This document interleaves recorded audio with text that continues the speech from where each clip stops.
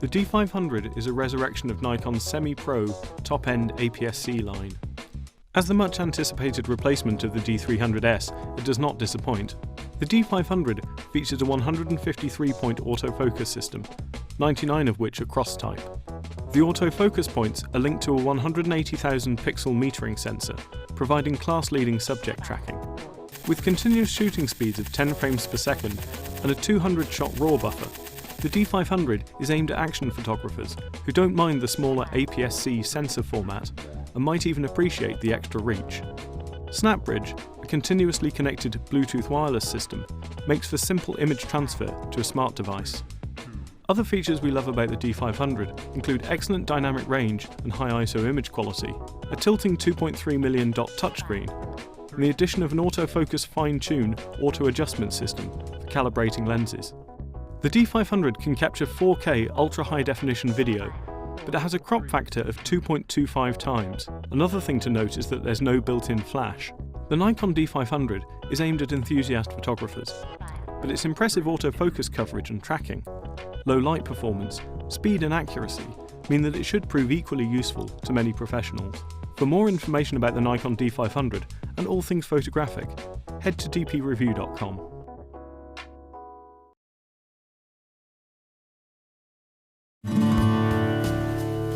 For this week's field test, we've come to a nature reserve in Montana, near the famous Yellowstone National Park, with the Nikon D500. We're going to be spending 2 days in the company of Ronan Donovan. We got some ravens here, there's 2 of them perched. They're onto us. A biologist and nature photographer, Ronan has worked in this park before, and we're hoping that he'll know where we can find the bird and animal species that make it such a rich photographic environment.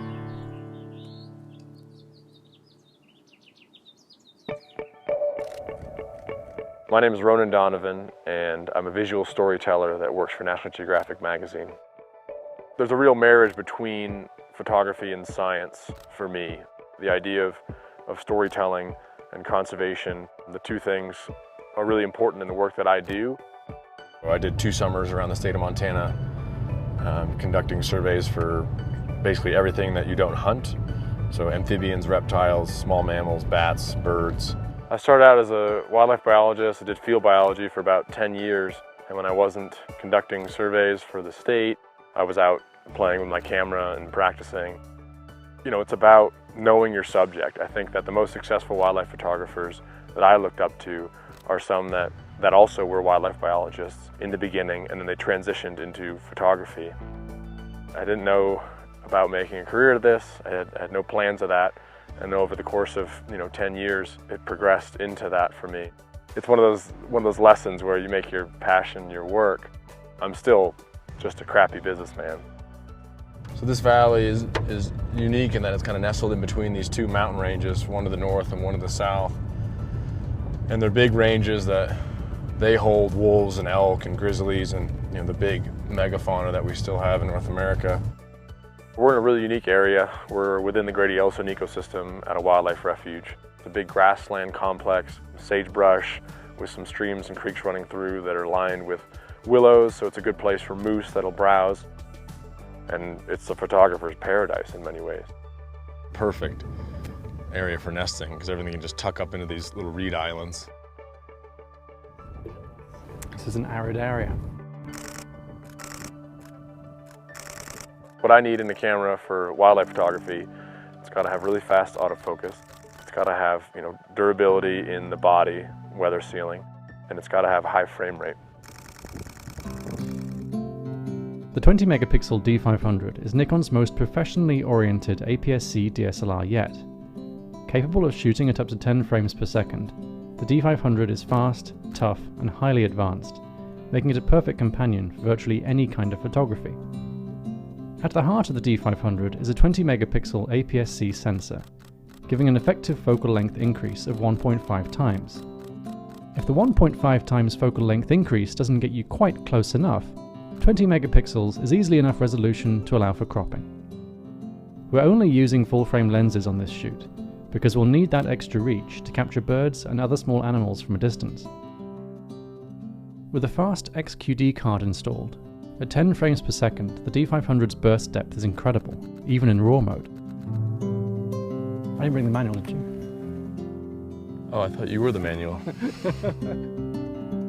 Yesterday we were driving around and the first bird we came upon was a kestrel. There's a kestrel right here on this fence. Yep. American kestrel, a male who's got something in his talons. And it looked like it had like a big cricket, big Mormon cricket, really fat bodied. I was having trouble flying with it because it's a pretty good sized animal.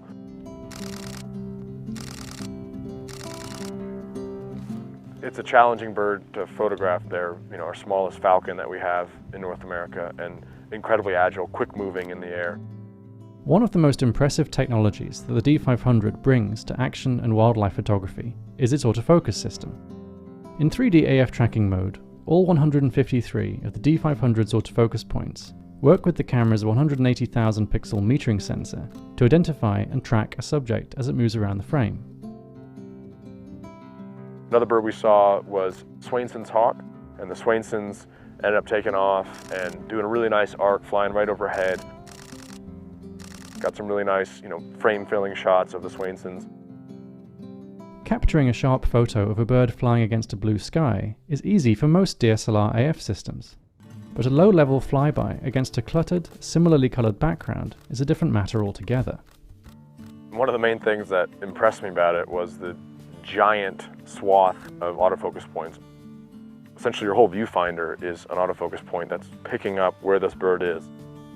The array of autofocus points covers virtually the full imaging area of the D500 sensor, which is very handy when trying to keep a fast-moving subject framed correctly. The D500's autofocus response can be customized according to how erratically the subject is moving and how likely it is for other objects to get between it and the camera. At the equivalent of 750mm, even at a relatively small aperture, depth of field is tiny. These hawks can dive at close to 100 miles per hour, but the majority of shots in this sequence are in focus. This touchscreen's cool. It's great, isn't it? Yeah. The D500 features a tilting, touch-sensitive rear screen.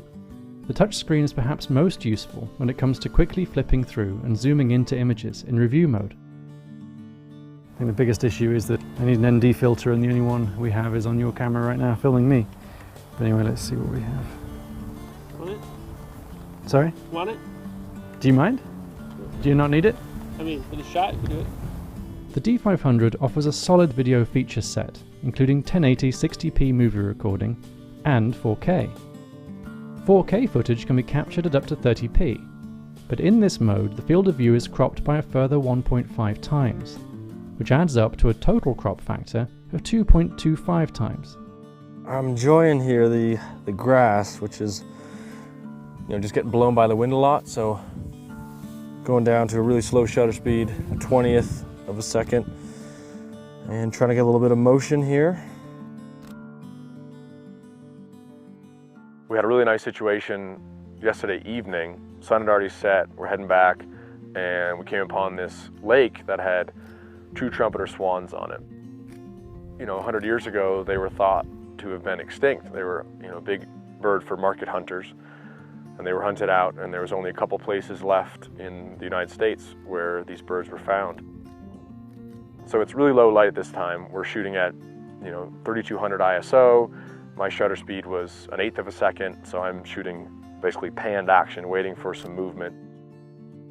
And they were kind of going through these pair bonding rituals where they, come up to each other, bob their heads up and down, and then they did a couple successive flights. While Ronan focused on capturing movement with his panning shots, I wanted to see how the D500 performed when trying to track the trumpeter swan's landing. Even at an incredible ISO 258,000, a lot of detail and colour can be drawn out of the raw files. On our way back to camp, Ronan got this quick grab shot of a short-eared owl using just the lights of our truck. We're camped next to this picturesque lake. It's full of waterfowl. And so we get up an hour before sunrise, walk down along the lake, and just had this pretty idyllic scene where sun rising to the east, there's a long stream cloud that's getting lit up, started out, kind of the salmon pink color and then orange. And all the while there's, ducks and geese flying back and forth, a pair of swans flew by, northern harrier flew over. Really just one of those spectacular moments where you, as a photographer, just as a human, you just get really excited and energized by seeing those things. Starting off your day in that way is one of the things I really like about this job.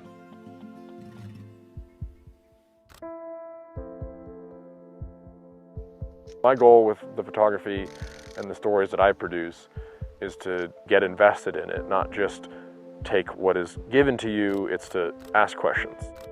Inherently, people are losing touch with the environment and losing touch with the idea of conservation. And I think that the ability to see those places is, the first step of getting people invested in them. Public land to me is a really important aspect of North America, and we're incredibly lucky in having the amount of public land that we do.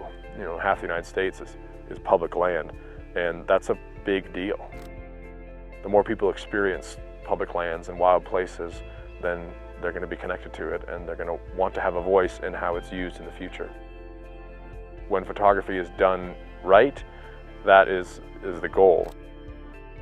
Shooting wildlife is full of challenges, from the erratic movement of a hawk in flight to capturing an owl way after dark.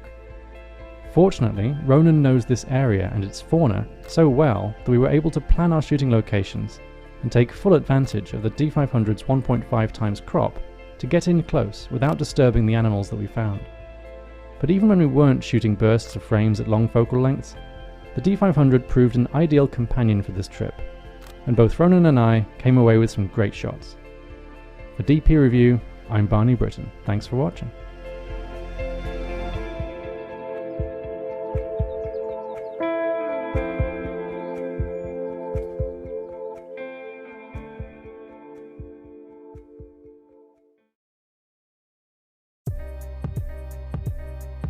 Here's what you need to know to get started with the Nikon D500.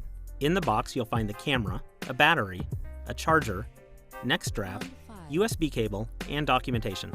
We'll walk you through setup and recommend some accessories that will help you get the most out of this camera. Once you've done the basics to get your camera ready to go, let's dive in. If your camera didn't come with a lens, we recommend Nikon's 16 to 80mm f2.8 to 4 as a good standard zoom. It's designed for the APS-C format and offers excellent image stabilization. For portraits, you can use the D500's crop factor to your advantage. Nikon's 50mm f1.4 prime becomes a high-quality 75mm equivalent lens, ideal for portraiture. We'd also recommend budgeting for an additional battery. The D500's battery life is good, but it can drain if you're shooting a lot of continuous bursts or video. The D500 doesn't have a built-in flash, but Nikon's SB500 can be used either as your main light source or as a commander to trigger additional off-camera flashes. It can also act as a video light. The D500 has 2 card slots, one for the common secure digital media and one for newer XQD cards. If you want to shoot a lot of fast action or film 4K video, we recommend using XQD because of the increased read and write speed. Let's dial in the image quality settings. If you're planning on using the D500 to shoot a lot of sports and fast action, it might be sensible to stick with JPEG capture. But to make the most of the camera's sensor, we like RAW. In RAW mode, we recommend setting the file type to 14-bit lossless compressed. For the best of both worlds, you can select RAW plus JPEG, but that comes at the cost of memory card space. The D500 can also shoot 4K video, but unless you really need the extra detail, we recommend sticking with HD, because the crop factor in 4K mode increases to 2.25x, meaning that a 24mm lens behaves more like a 54mm lens. For shooting stills, we highly recommend experimenting with the D500's 3D AF tracking mode. The most obvious applications for this mode are tracking fast-moving subjects like athletes, but it's also useful for portraiture, especially children that can't sit still. For more information about the Nikon D500, including a deep dive into all its key features, visit us online at dpreview.com.